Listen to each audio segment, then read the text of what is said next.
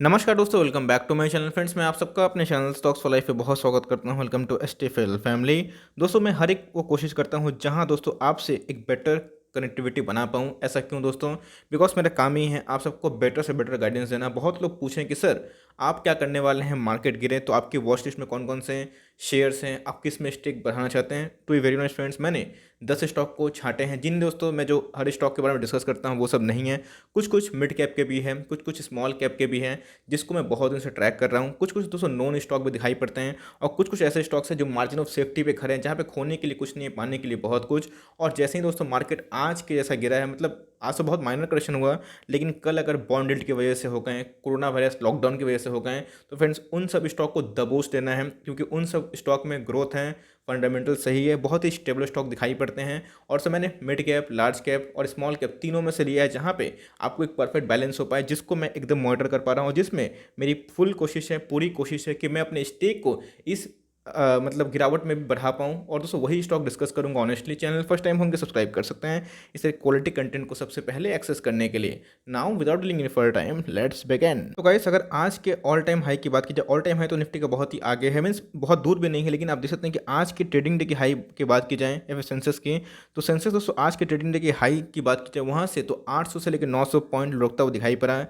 इसके बहुत सारे कारण थे, बॉन्ड यील्ड में बढ़ोतरी होना और नागपुर जैसे इलाके में स्ट्रिक्ट लॉकडाउन लगना, जो मार्केट के सेंटीमेंट को ख़राब करता है। लेकिन दोस्तों जो बहुत लोग वेट कर रहे थे कि भाई ये लाल मंजर देखने को मिले, बिकॉज उनके पास पैसे ऑलरेडी हैं, उनके एसआईपी चालू होते हैं, उनके पास मंथली आते हैं, लेकिन अगर कोई भी स्टॉक भागते रहेगा तो लोग कतराते हैं। तो भाई उधर पे एक ब्रेक लगना ज़रूरी है, और दोस्तों ये सब होता है ब्रेक जहाँ पे आपको अपना निवेश का वो जो रकम है उसको डालना होता है। तो गाइस, सबसे पहला स्टॉक है मिड कैप कैटेगरी का, इसका नाम है निपॉन इंडिया। जी हाँ दोस्तों, नैम इंडिया आप एकदम अपने वॉच लिस्ट में लगा कर रखे हैं। बात की जाए, जीरो डेप वाली कंपनी है, म्यूचुअल फंड इंडस्ट्री में काम करती है, वैल्यूएशन ठीक ठाक दिखाई पड़ते हैं, और दोस्तों एकदम 350 के ऊपर जाने की कोशिश कर रहे हैं। अगर आप देखिएगा रफली 452 का स्टॉक है दोस्तों, अभी भी कितने पे मिल रहे हैं?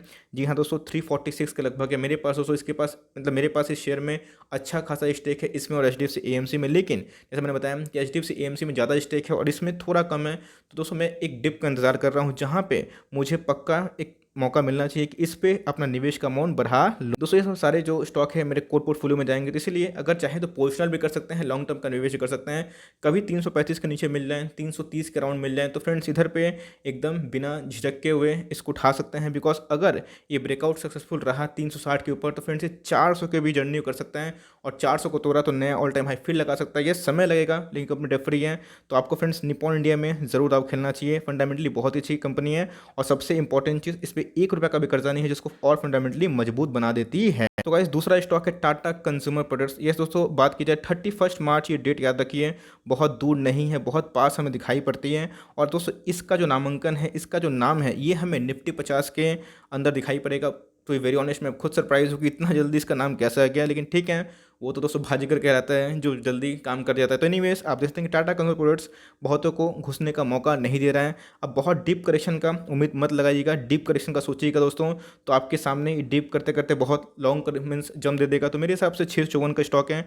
और ऐसे एफएमसीजी के जो स्टॉक्स होते हैं जिनमें अच्छे खासे न्यूज़ आते हैं, फंडामेंटल अच्छे होते हैं, ग्रोथ वाले, वो जनरली उतना डिप नहीं देते हैं। तो 8 से 10% एकदम आइडियल होता है उसमें घुसने का। तो अगर आप रफली देखें तो 40-50 रुपये डिस्काउंट में पहले अवेलेबल देखने को मिल रहा है, और 600 का दोस्तों ह्यूज सपोर्ट है। अगर कभी भी उसके नीचे आता है, एकदम मेरे कॉल का इंतजार नहीं करना है, इसको अपने ट्रैक लिस्ट में लगाइए और इस पर बाइंग करनी है। आप देख सकते हैं कि बहुत ही सुंदर चार्ट पैटर्न दिखाई पड़ रहा है, और बहुत ही गजब का ब्रेकआउट देखने को मिल रहा है। और निफ्टी 50 में आते ही फंड मेरे के हाथ दोस्तों क्या होते हैं, बंधे होते हैं, तो उनको लार्ज कैप में लगाना है। तो ये सब कंपनी लॉन्ग टर्म में अच्छा खासा वेल्थ क्रिएटर बनते हैं। दूसरा स्टॉक दोस्तों इधर पे आप इसको लगा सकते हैं। तीसरा स्टॉक, जी हाँ दोस्तों, हैप्पीएस्ट माइंड की बात की जाए तो यस, छोटी कंपनी है, टेक्नोलॉजी बेस है।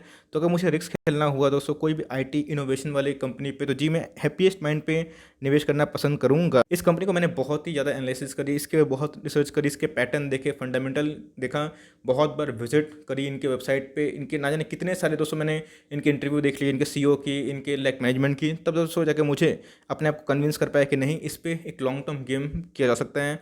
तो छोटी कंपनी है दोस्तों, तो याद रखिएगा रिस्क भी एसोसिएट होता है। तो अभी तक बात की जाए तो लिस्टिंग गेन तो भाई धाकर मिला था धांसू, मतलब पहले दिन ही पैसे मिले थे डबल आईपीओ में। उसके बाद क्या ब्रेकआउट देखने को मिला, सबकी रेटिंग हाई है। तो उधर पे दोस्तों अगर आप रिस्क लेना चाहते हैं, आप फास्ट रन करना चाहते हैं, तो एनी पेनी को छोड़कर दोस्तों ये सब स्टॉक पे निवेश कर सकते हैं जो फंडामेंटली बहुत ही अच्छी है और मेरे हिसाब से हैप्पीएस्ट माइंड आपके पोर्टफोलियो में डिजर्व करता है। अगर आप कोई डिफेंसिव के साथ साथ कोई एग्रेसिव प्लेयर चाहते हैं छोटे टर्म में, तो दोस्तों हैप्पीएस्ट माइंड को भी कंसिडर कर सकते हैं। गाइस बात ही नहीं होगा एचयूएल को छोड़ूं तो ऐसा होएगा ही नहीं। 2600 का स्टॉक है, रेंज बाउंड हो रहा है दोस्तों, स्ट्रगल करते हुए दिखाई पड़ रहे हैं। लेकिन हम लोग बुरे वक्त में या फिर अच्छे वक्त में, कुछ भी हो, बुरे वक्त में खासकर ऐसे स्टॉक का हाथ नहीं छोड़ते हैं। बिकॉज ये सब स्टॉक दोस्तों ऐसे कैटेगरी में आते हैं जो हमारे धन को, हमारे वेल्थ को प्रोटेक्ट करते हैं। तो इनके बुरे वक्त में दोस्तों हमें ये काम है कि एसआईपी करें। 2200 का स्टॉक दिखाई पड़ रहा है दोस्तों, चाहे तो आराम से उठाइए, कोई दिक्कत नहीं। 2600 का स्टॉक है और अभी भी रीजनेबल प्राइस में मिल रहा है। कहीं 2200 का नीचे आया तो अपने अमाउंट को बढ़ा दीजिएगा। लेकिन फ्रेंड्स जब इसमें रैली आएगी, रैली कब आएगी ये तो वक्त बताएगा, क्योंकि अभी भी एफएमसीजी के सारे सेक्टर्स डाउन दिखाई पड़ रहे हैं। अभी कितना डाउन रहेंगे, कितने वक्त तक, ये कोई टाल ठोक के नहीं बता सकता है। बिकॉज अभी भी ट्रेंड चेंज नहीं हुआ है। तो जब पैसे आएंगे कुछ बैंक निफ्टी से, तो ये सब स्टॉक अच्छा करेंगे। तो मेरे हिसाब से आपके पास गोल्डन अपॉर्चुनिटी है, इसको तो लॉस में मत निकालिएगा, चाहे तो और भी बाई करें। आपके पास पैसे हैं अच्छा खासा, आपके पास रिजर्व है, तो आराम से ये सब स्टॉक पे स्टिक बढ़ाते रहे। कभी आपको मिल जाए दोस्तों निचले भाव पे, तो इन सब स्टॉक को दबोच लीजिएगा। डेफरी कंपनी है, बहुत ही मेगा लार्ज कंपनी में आती है। उसके बाद दोस्तों 1200 का टारगेट के लिए, जी हाँ दोस्तों, मैं 3 से 6 महीना में इसको टारगेट कितना दे रहा हूँ, 900 से 1200। और एकदम दोस्तों मुझे लगता है कि अगर ये स्टेक सेल का बात नहीं होता जो बीएनपी परिवार ने किया था, ये हमें 1 से 1.5 महीना में देखने को मिल जाता। लेकिन स्टेक सेल का वो करके दोस्तों इसका प्राइस को फिर गिरा दिया गया। लेकिन कोई दिक्कत नहीं है, शेयर दोस्तों फिर छलांग मारने की रेडी है। इसके पहले वही जो प्रोमोटर हैं 2.5% स्टेक को ऑफलोड किए थे। उसके बाद 725 से स्टॉक कितना हो चुका था, 983। तो ऐसा होता है, उनको पैसे की आवश्यकता है, इनिशियल टाइम में फंडिंग किए थे, कंपनी को बचाए थे, तो भाई वो बेच सकते हैं। तो कोई खरीदा भी होगा, इस बात का ध्यान रखिए। तो आज ब्लॉक डील हुई है बहुत ही हज़ारों करोड़ की। तो मेरे हिसाब से एसबीआई लाइफ को अच्छे दाम पे मिल रहा है, अभी भी खोने के लिए कुछ नहीं है।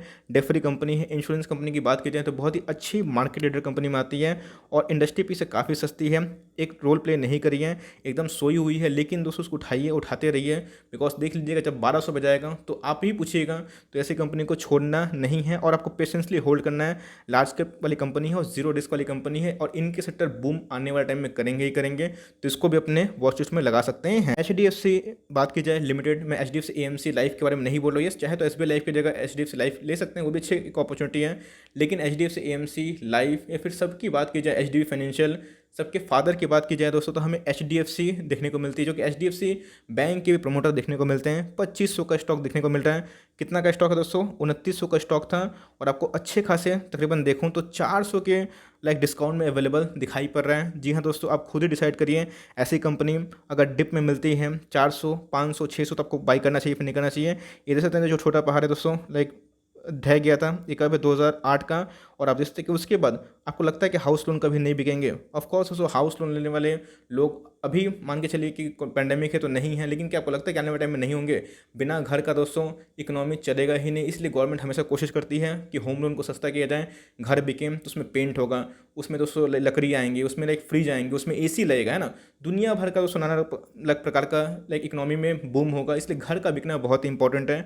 और घर मीन्स तब बिकेगा दोस्तों जब बड़े बड़े फाइनेंस कंपनी आपको सही रेट पे लोन बांटेंगे। तो ये लॉजिक है दोस्तों। तो इधर पे एचडीएफसी एकदम बाई है और इधर पे आपको चुकना नहीं चाहिए। एशियन पेंट और बर्जर पेंट दोस्तों एक ऐसी कंपनी है जिस पे आप आंख बंद करके निवेश कर सकते हैं। एक अच्छे क्वेश्चंस का मैं जवाब देना का कोशिश करता हूं हमेशा Q&A सीरीज़ में। तो एक अच्छा क्वेश्चन कोई पूछा हमसे कि सर आप कोई ऐसी कंपनी पे निवेश करना चाहते हैं जो 10 साल तक आंख बंद करके सो जाएं, तो दोस्तों मेरा आंसर एशियन पेंट होगा। अब सोचेंगे कि एचयूएल को आप इतना तारीफ़ करते हैं, टीसीएस को करते हैं, लेकिन एशियन पेंट को क्यों आप बोल रहे हैं कि मैं सो जाऊँगा आंख बंद करके? देखिए दोस्तों, बात की जाए टीसीएस का, तो यस टेक्नोलॉजी कभी ना कभी चेंज होगी तो उनको अपग्रेड करना पड़ेगा। एचयूएल की बात की जाए तो हो सकता है कि बहुत बड़ा कंप्यूटर आ जाए। लेकिन अगर आप देखें दोस्तों, तो एशियन पेंट और बजट पेंट को मिला दे दोनों को, तो इनका सामने कोई है ही नहीं। पेंट के बिना दोस्तों दुनिया रंगीन दिखाई पड़ती है। और मेरे घर में अगर कोई पेंट अगर कम हो जाता है, मतलब कभी धुल जाता है दोस्तों, तो मैं क्या करता हूँ, उसको इनिशियली जल्दी ही पेंट करवाता हूँ। बिकॉज मुझे रंगीन घर पसंद है और मैं चाहता हूँ, मैं नहीं दोस्तों, इवन सारे आपको भी अच्छे रंगीन घर पसंद होंगे। पैसे लोगों के पास होते हैं, सबसे पहले वो चाहते हैं कि वॉल को डेकोरेट करें, अपने पेंट करें, अपने बिल्डिंग को सही करें। तो मेरे हिसाब से पेंट सेक्टर दोस्तों एक ऐसा सेक्टर है जहाँ आप आँख बंद करके निवेश कर सकते हैं। जो दोस्तों मीन्स दशकों तक कभी ख़त्म नहीं हो सकता है। और रही इंडिगो फिंडिगो के पेंट की बात दोस्तों, उनको बढ़ने में बहुत साल लगेगा, तब तक दोस्तों ये और भी बलवान हो जाएंगे।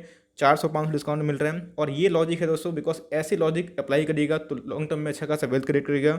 तो एशियन पेंट एक ऐसी कंपनी है जहाँ पे आप लॉन्ग टर्म का निवेश भी कर सकते हैं। और इसका स्टैट्स कौन बोलता है? ये बोलते हैं बिकॉज ये आपको मौका देते रहती है और भागती ही रहेगी दोस्तों, ध्यान रखिएगा, भागती रहेगी। और रिलायंस जैसे बड़ी कंपनी का स्टेक एशियन पेंट में पाए जाते हैं, तो और मैं क्या बताऊँ। तो ऐसी कंपनी देख सकते हैं ये और बर्जर पेंट बहुत ही फास्ट रिटर्न जनरेट करती हैं और एक मोनोपोली काइंड ऑफ पकड़ चलिए मोट है। तो ऐसी कंपनी पर आराम से निवेश कर सकते हैं फॉर लॉन्ग टर्म। उसके बाद चाहे तो इन्फोसिस को एकदम छोड़िएगा मत, इन्फोसिस को भी लपेटने की कोशिश करिएगा। आज की गिरावट में भी इन्फोसिस हरा है, एकदम तगड़ा ब्रेकआउट देने की कगार पे है। कितने दिन से उसमें चिल्ला रहा हूँ कि भाई 1250 पे ले लो ले लो, 1374 हो चुका है, अब 1400 को क्रॉस किया। आप देख लीजिएगा, आपको 3 महीने के अंदर दोस्तों ये 1700-1800 देखने को मिल जाएगा। एकदम बाई मेरी रेटिंग है, आपको मिले कभी सस्ते प्राइस में तो इन्फोसिस को अपने पोर्टफोलियो में ऐड करना ही है। सेम कमेंट्री फ्रेंड्स टीसीएस को लेकर। अब ऐसा नहीं है अब किसी को टीसीएस पसंद होगा, किसी को इन्फोसिस होगा, इसलिए दोस्तों मैं जो ऑल्टरनेटिव ऑप्शन है उसको भी दे रहा हूँ कि आपको कौन कौन से वॉच लिस्ट में लगाने हैं। मेरे दोस्तों टॉप प्रायोरिटी के वॉच लिस्ट में ये है कि एटलीस्ट 400-500 रुपये डिस्काउंट हो गया है, फंडामेंटली अच्छी कंपनी है, मोड क्रिएट करती है, उन्हीं को मैं ट्रैक कर रहा हूँ। तो चाहे तो टीसीएस को भी दोस्तों अपने पोर्टफोलियो में जगह दे सकते हैं, इसको ट्रैक करते रहिए। 3300 का स्टॉक है जो कि अभी भी 300 रुपये डिस्काउंट मिल रहा है, जो रफली मोटा मोटी 10% होता है दोस्तों। ये शेयर है ना, ये शेयर दोस्तों लाइक कभी भी शेयर ही रहेगा। नवीन फ्लोरिन की बात की जाए तो देख सकते हैं कि एफएनओ में आने के बाद जो हरकत और दूसरे स्टॉक में हुई है इसमें नहीं हो रही है। लेकिन जैसे मैंने बताया कि भाई जंप करने के पहले एक आगाज़ होता है। 2900 का स्टॉक है, जिस दिन 2900 को ब्रेक किया 3200 और 3300 टारगेट लिख लीजिए, इसको सेव कर लीजिए। मैं बता रहा हूँ ये आपको ज़रूर देखने को मिलेंगे, एकदम घबराना नहीं है। इस लेवल पे भी चाहे तो बाई कर सकते हैं दोस्तों। मैंने आज भी थोड़ा सा माल उठाया है नवीन फ्लोरिन में, और मैं और भी दोस्तों इसमें एक्यूमुलेशन करने की कोशिश करता ही रहूँगा।